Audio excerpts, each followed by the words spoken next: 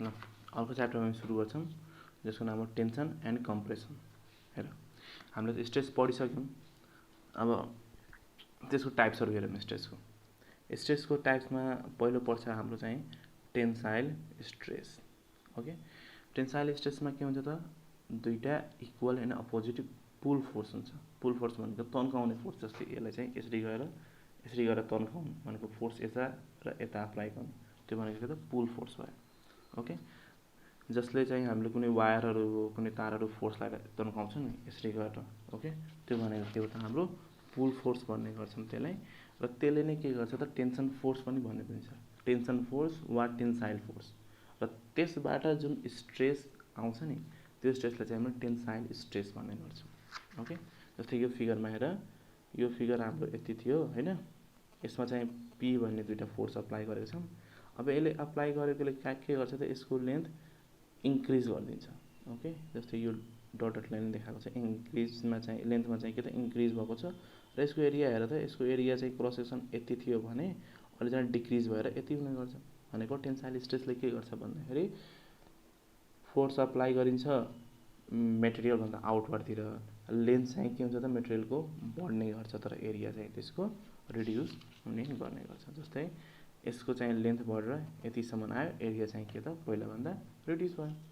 Tensile स्ट्रेसले चाहिँ sigma टीले चाहिँ जनाउने गरिन्छ। सिग्मा भनेको स्ट्रेसको लागि, टी भनेको टेन्साइलको लागि। यसको लागि पनि के त अप्लाई गरेको फोर्स र क्रस सेक्सन एरिया स्ट्रेस। जस्तै क्यालकुलेसन गर्ने बेलामा चाहिँ जेनरली यसलाई चाहिँ पोजिटिभ लिने गरिन्छ। ओके, ल अब हेर टेन्साइल स्ट्रेन्थ। टेन्साइल स्ट्रेन्थ भनेको नि अब टेन्साइल स्ट्रेस हामीले म्याक्सिमम मेटेरियलमा कति प्रोड्युस गर्न सक्छौँ जसको कारण चाहिँ त्यहाँ हाम्रो फेलियर चाहिँ नहोस् होइन। भनेको म्याक्सिमम टेन्साइल स्ट्रेस जुन चाहिँ हामीले मेटेरियलमा प्रोड्युस गर्न सक्छौँ विदाउट फेलियर, वा मेटेरियलले विथ स्ट्यान्ड गर्न सक्छ maximum tensile strength without failure, right. जस्तै यसलाई चाहिँ तन्काउँदै जाउँ होइन, यसमा चाहिँ के त ब्रेकिङ नहोस् भनेर, भनेको ब्रेकिङ हाम्रो के भयो त फेलियर कन्डिसन भयो। भनेको ठ्याक्क ब्रेकिङ हुनुभन्दा अगाडिको जुन पहिलाको जुन स्ट्रेस हुन्छ नि त्यसलाई चाहिँ हामी के भन्छ त टेन्साइल स्ट्रेन्थ भन्ने गर्छौँ। जस्तै कसैको म्याक्सिमम क्यापेसिटी चाहिँ 50 केजी उचाल्न सक्ने भनेको त्यसको स्ट्रेन्थ कति हुन्छ त 50 केजी नै हुन्छ। अब कसैले पुरै फोर्स लगाएर चाहिँ यसलाई चाहिँ 2 mm सम्म वा 200 गिगापास्कल स्ट्रेस प्रोड्युस गर्न सक्छ भने त्यो चाहिँ स्ट्रेस म्याक्सिमम कति हुन्छ त हाम्रो 200 गिगापास्कल। त्यो नै हाम्रो के त टेन्साइल स्ट्रेन्थ भयो। तर केमा हुनु पर्यो त टेन्सनमा हुनु पर्यो, टेन्साइलमा हुनु पर्यो, राइट। अब यसमा चाहिँ हाम्रो के त इल्ड स्ट्रेन्थ। इल्ड स्ट्रेन्थ भनेको नि हाम्रो ठ्याक्क यो इल्डिङ पोइन्टहरूमा जुन स्ट्रेस आएको हुन्छ, जस्तै यो ठाउँमा सिग्मा वाई छ भने त्यसलाई हामी के भन्छ त इल्डिङ स्ट्रेन्थ भन्ने गर्छौँ, राइट। इल्डिङ स्ट्रेन्थ भनेको ठ्याक्क इल्ड पोइन्टमा आएको स्ट्रेसलाई इल्डिङ स्ट्रेस भन्ने बुझिन्छ, राइट। अब यसले चाहिँ के गर्ने गर्छ त खासमा इल्डिङ स्ट्रेन्थबाट पर्मानेन्ट डिफर्मेसन सुरु हुने गर्छ। यदि इल्डिङ स्ट्रेन्थभन्दा बढी हामीले स्ट्रेस अप्लाई गरिदियौँ भने त्यहाँबाट पर्मानेन्ट डिफर्मेसन सुरु हुन थाल्छ। ओके, त्यसपछि आउँछ हाम्रो अल्टिमेट स्ट्रेन्थ।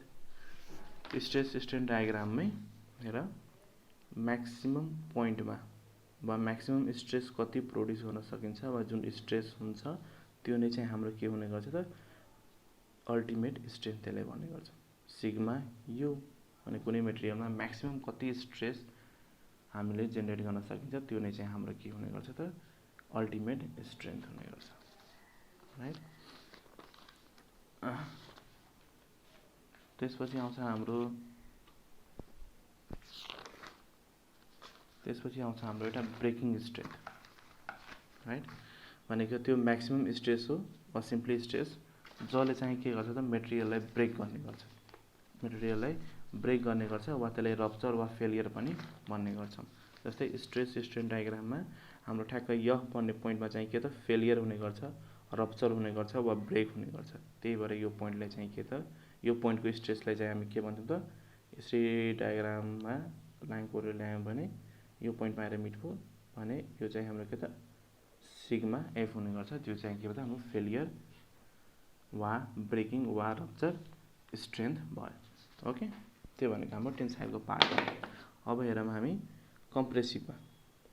कम्प्रेसिभमा कस्तो हुन्छ, two equal and opposite force हुन्छ टेन्साइल जस्तै, तर टेन्साइलमा पुल फोर्स लागेको थियो, यसमा चाहिँ के त पुस फोर्स लाग्छ।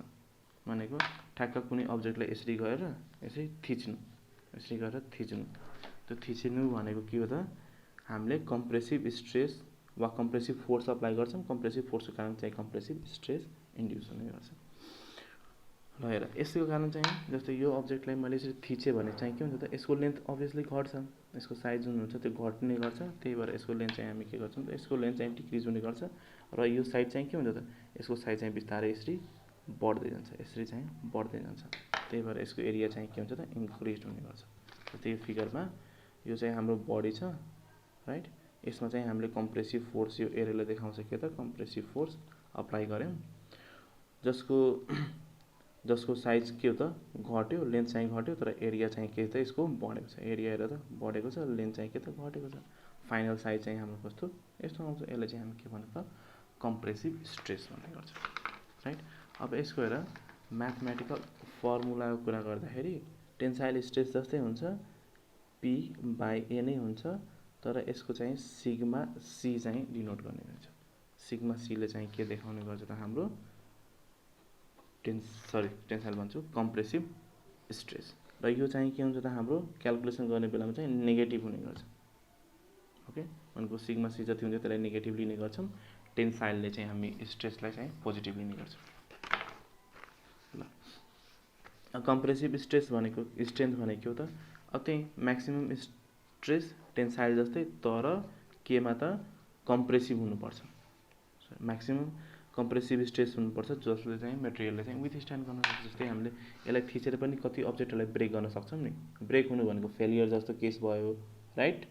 अब कति हामीले यसमा म्याक्सिमम स्ट्रेस अप्लाई गर्न सक्छौँ, जसको कारण चाहिँ यो ब्रेक हुन्छ। त्यही स्ट्रेसलाई चाहिँ के भनिन्छ त, कम्प्रेसिभ स्ट्रेन्थ भन्ने गरिन्छ त्यो मेटेरियलको। ओके, विदाउट फेलियर हुनुभन्दा अगाडि। अब हेर, तेस्रो आउँछ हाम्रो त सियर स्ट्रेस। सियर स्ट्रेसलाई चाहिँ टाउले चाहिँ जनाउने गरिन्छ। ओके, अब यसमा पनि के त, सबै स्ट्रेस जस्तै two equal and positive force हुन्छ, तर यसमा ती फोर्सहरूले नि acting parallel to resisting cross section हुने गर्छ। भनेको ठ्याक्क यसलाई यसरी गरेर हुन्छ नि, ठ्याक्क यसरी ब्रेक गर्नु पऱ्यो भने यसरी गरेर ब्रेक गर्नु पऱ्यो भने यो एरियाले हाम्रो रेजिस्ट गरेको हुन्छ, त्यो एरियालाई चाहिँ हामी के भन्छौँ त, रेजिस्टिङ क्रस सेक्सन भन्ने गर्छौँ। यो फिगरमा हेर अझ बुझिन्छ।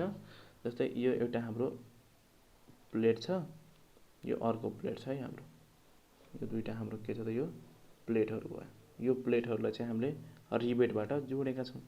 ओके, रिबेटबाट कुन पोइन्टमा त, यो पोइन्टमा मेनली चाहिँ जोडेको छ। अब यसरी हामीले यो अब्जेक्टलाई यता, यो प्लेटलाई यता, यो प्लेटलाई यता तान्यौँ भने के हुन्छ त, धेरै फोर्स अप्लाई गऱ्यौँ भने यो ब्रेक भयो भने कहाँ त, यो रिबेटको यो पोइन्टदेखि ब्रेक हुने गर्छ, ठ्याक्क यसरी स्लाइड भएर। जस्तै यो यसरी छ भने, यसरी रिबेट जोडिएको छ भने यसरी ब्रेक हुने गर्छ, राइट। त्यो ब्रेक भएपछि के हुन्छ त, यो हाम्रो रिबेट र रिबेटको आधी पार्ट चाहिँ टुक्रिएर साइडमा जाने गर्छ। यसलाई चाहिँ हामी के भन्छौँ त, सियरिङ भन्ने गर्छौँ। ओके, जस्ट के भयो त, एउटा लेयर हुन्छ नि ठ्याक्क यसको, जस्तै यसको एरिया चाहिँ क्रस सेक्सन यो भयो, जस्तै यसरी पेन चाहिँ जोडिएको छ, राइट। यो दुईवटा पेन चाहिँ जोडिएको छ यसरी, यसलाई चाहिँ फोर्स लगाएर यसरी ब्रेक गर्नु भनेको यसरी, यसलाई चाहिँ के भन्छौँ त, हामी सियरिङ भन्ने गर्छौँ, राइट। मैले फोर्स अप्लाई गरेँ यो डाइरेक्सनमा, कुन एरियाले रेजिस्ट गरेको थियो मलाई त, सुरुमा जोडेको थियौँ यहाँ, यो एरियाले रेजिस्ट गरेको थियो, अनि यहाँबाट यसरी चाहिँ के भयो त, सियर अफ भन्ने गर्छौँ, र यसरी चाहिँ ब्रेक भएको भन्ने गर्छौँ। यसलाई चाहिँ हामी के भन्छौँ त, सियरिङ वा सियर स्ट्रेस पनि भन्नु मिल्छ। ल हेर, अब सियर स्ट्रेस टाउ इक्वल टु के हुन्छ त, यो पनि पहिला जस्तै फर्मुला, अप्लाई गरेको फोर्स र जुन क्रस सेक्सन हुन्छ, त्यो क्रस सेक्सन कस्तो हुनुपर्छ, रेजिस्टिङ क्रस सेक्सन हुने गर्छ। युनिट यसको के हुने गर्छ त, न्युटन मिटर स्क्वायर, वा जसलाई हामीले पास्कल भन्ने गर्छौँ। ओके, यति नै हो।